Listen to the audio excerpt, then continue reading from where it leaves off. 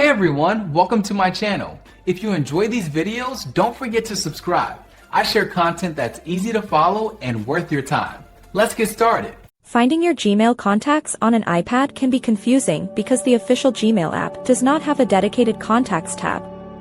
You might expect to see a button for your address book inside the app, but it isn't there.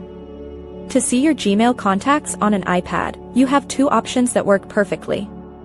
The first method is to use your web browser like Safari or Chrome. Simply go to contacts.google.com and sign in with your Google account credentials. This gives you full access to your entire contact list just like you see on a computer.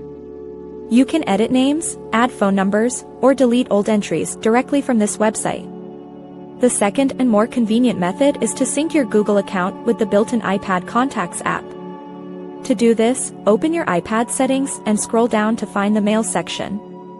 Tap on Accounts and then select Add Account to choose Google from the list. Follow the prompts to sign in with your email and password. Once you are logged in, you will see several toggle switches for Mail, Contacts, Calendars, and Notes. Make sure the switch next to Contacts is turned on so it shows green.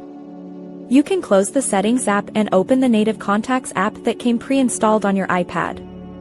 Your Gmail contacts will automatically download and appear alongside any other saved numbers.